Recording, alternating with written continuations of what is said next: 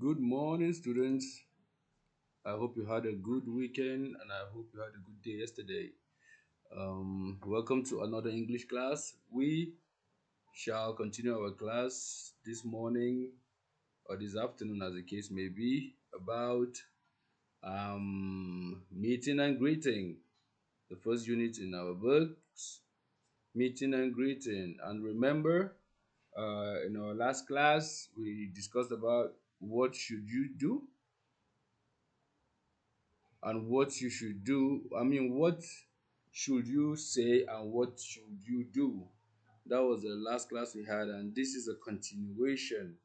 I hope you were able to continue practicing your modal verbs. Remember, also during the class, we spoke about or we learned modal verbs,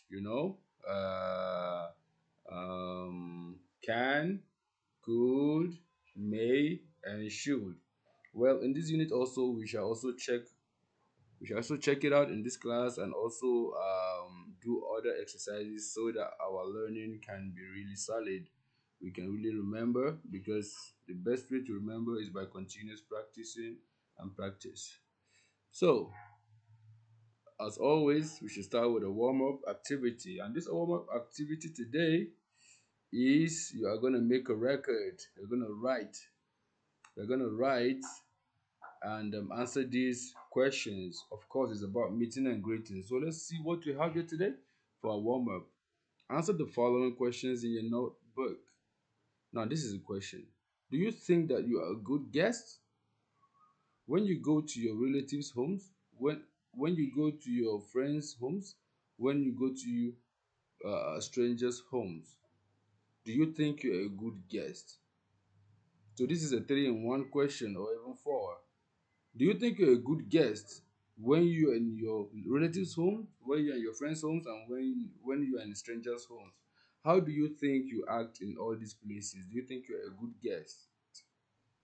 Now, after you've answered this question for each of these cases, then why do you think this? What is your reason? What did you do that makes you think that you have been a good guest or you are always a good guest when you are in these places? You know? So the reason is very important. Why do you think you're a good guest? And if you also think that you're a bad guest, of course, why do you think you're a bad guest? Whatsoever answer that you give, you need to give reasons for it. Let's do that now for the next 5 6 minutes and let's take our responses. Okay? All right. So today, this is what we are going to be doing today. Today's activities include the course books activities 1 to 5, which a fun quiz. Are you a good guest? We'll talk about that in a minute. Then, in our grammar review, we shall do complete the conversation and translation.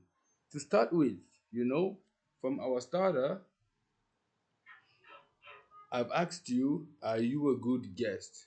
Well, we shall take a fun quiz this morning to see really if we, as people, if we are as good guests or not. And this is according to a standard that has been set according to the quiz that we shall take. Now, if you open your books to this page, okay, in this page you shall see this quiz. Are you a good guest? Are you a good guest? So what you are going to do is simple.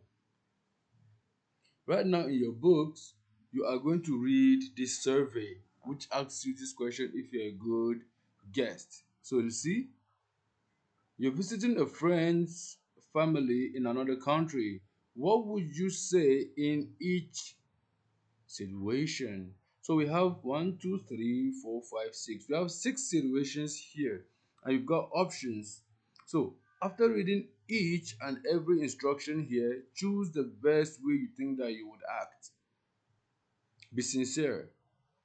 This is a survey to try to see if you are a good guest or not. It could help you, or you could see if you're already a good guest, or if it suggests you are not a good guest, you can find a way to adjust your ways because the way that we relate to other people during meeting and greeting is very important to the way we are seen as individuals by the society.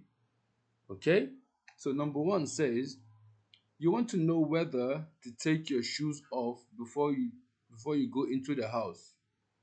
You want to know whether to take your shoes off before you go into the house. A. Should I take my shoes off? B. I don't need to take my shoes off. Do I? C. Do you want me to take my shoes off? Choose one option that you think is best, that you think you would, how you would act if you are in somebody's house for the first scenario. Number two, your mobile phone has run out of credit and you want to use the landline. A. How will you react? A. I need to make a call. I need to make a phone call. Where's the phone? B. Could I use the phone, please? C. Can I use the phone? Which will be your preferred option? Number three, you are about to have dinner, but you're not sure where to sit. A. Where would you like me to sit? B. Where should I sit? Excuse me. And C. I'll sit here, shall I? Number four, your friend's parents are in the kitchen preparing a meal. A. I'm really hungry. B. Need any help? C. Can I help you? Choose. Number five, you're having dinner and you want the salt, but you can't reach it. What will you do? A. Pass the salt. B. May I have the salt, please? C. Can you pass the salt? And last but not the least, six. Your friend is coughing and can't stop. A. Would you like a glass of water? B. You should drink some water. C. Be quiet. So choose only one option out of all of these, and when you're done, you can work out your scores here. Okay? For question one, if you have picked A, you have 3 points. If you pick B, you have one. If you pick C, you have two. For two, if you pick A, you have 1 point. B, you have 3 points. C, you have 2 points. So when you're done, basically you add up all the scores that you have. If you have a score, okay, now do it, and when you finish, we shall talk about the scores analysis, what the scores say about you. So in the next 5 minutes, do this exercise, answer the questions, calculate what you got according to the A, B, or C that you've chosen, and the keys you have here. When you're done, then we'll discuss about your personality. Take 5 minutes.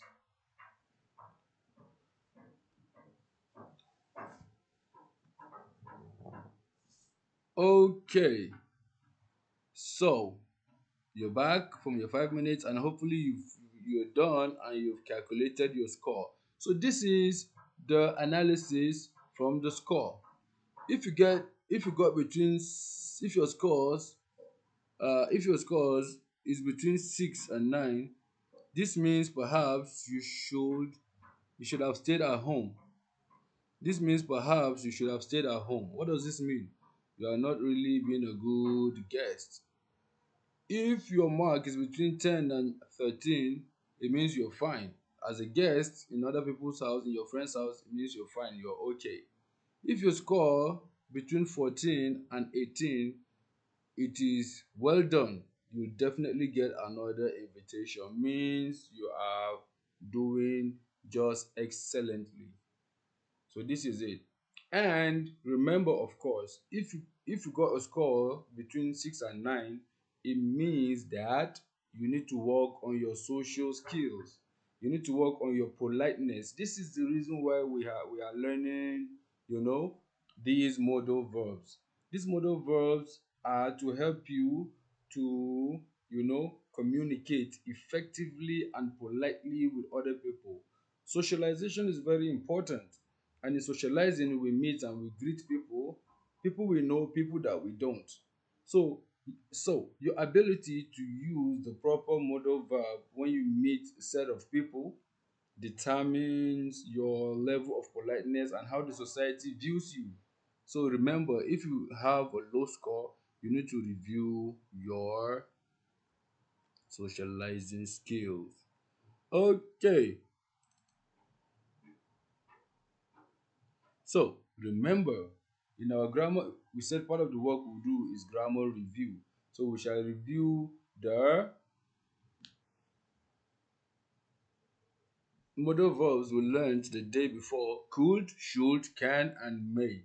So what you are going to do now is that you are going to use the modal verbs to give an example each. First of all, let's discuss, why do we use modal verbs? Why? Why do we use modal verbs? Can you remember? Can we use modal verbs? I mean, why do we use modal verbs? Why?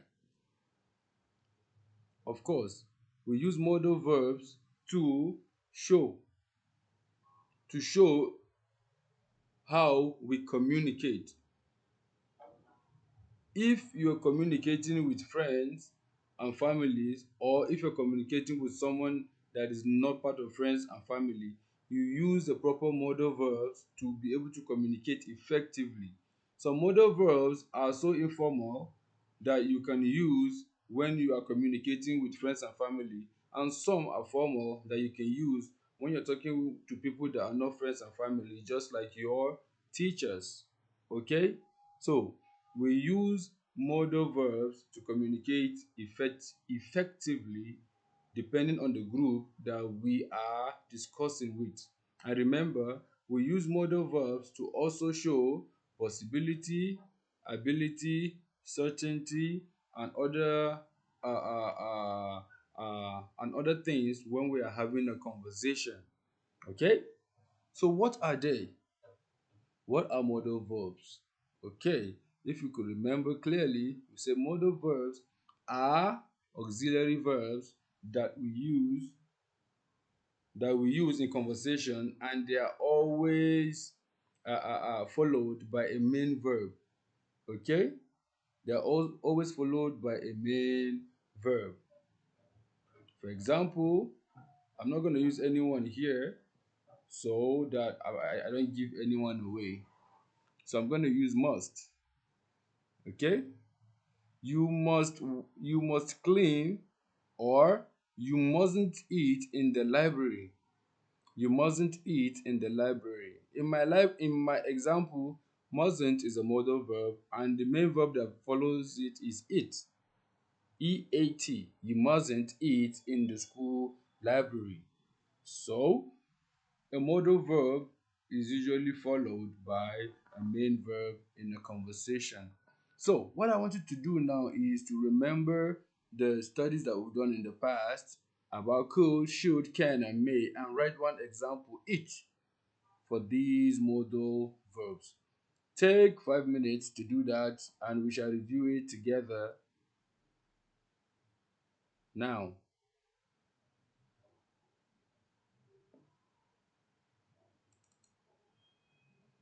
Okay, so here we go again. Now that you've practiced the modal verbs and you have been able to write examples or one example each, now you are going to complete this conversation. Here is a conversation between two people, A and B.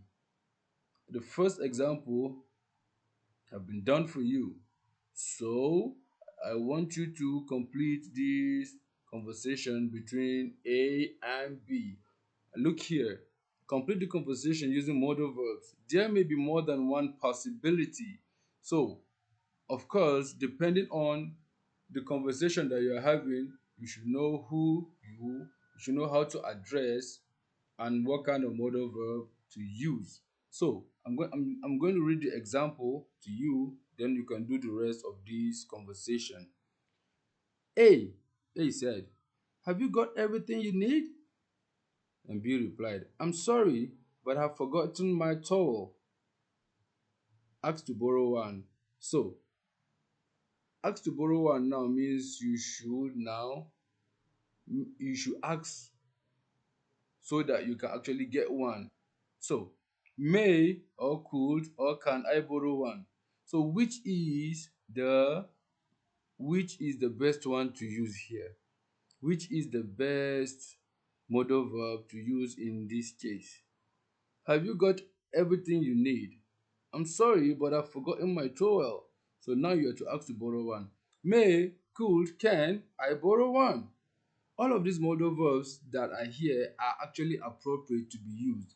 But if I was personally to choose one, I'm going to use may, because may is most polite to use. And remember, it depends on who you are speaking with here. We have said in the last class, may is more formal than could and can. Okay? So if you're speaking with a person who is not friends and family, the best modal verb to use here is may. But if you're speaking with friends and family, you can use can or could. But however, for me, I will just use may I borrow one. But all of these modal verbs here are correct depending on who you are talking to.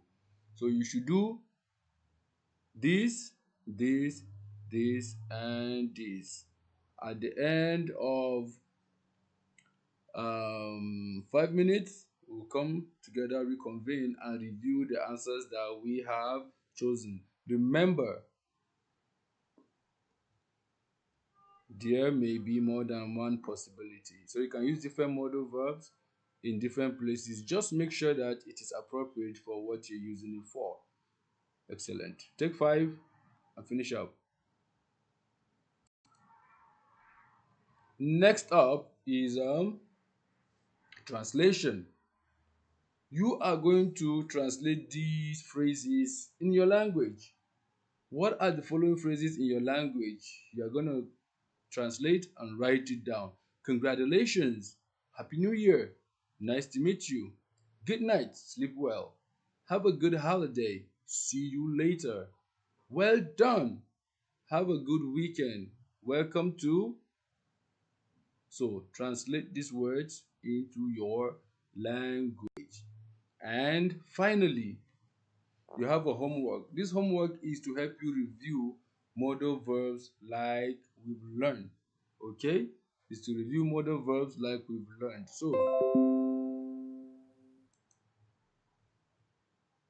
So I apologize for that pop up.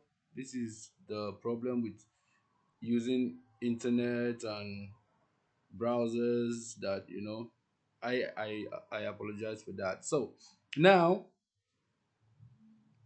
use your browser and copy this link in, or just type this link in if you can. You have to try to type this link in. So type this link into your computer and you will click on the green rectangular box and complete the first 6 exercises that you will find on this site. Then record your answer to show tomorrow. So it is just an exercise for you to practice the modal verbs that we have learned. Okay, so far so good. We are making progress, and I would advise you that when you study and you have questions and we are not in the classroom, we can write down the question that you have or the misunderstanding that you have, so that it will be it will be trashed in the class. We can talk about it, we can discuss, others can learn from it, and the teacher, me, can explain better so that your understanding is improved, because at the end of the day, it's the understanding that matters. Okay, so good. This is the end of our class. Do your work and ask questions before the time is up. Okay.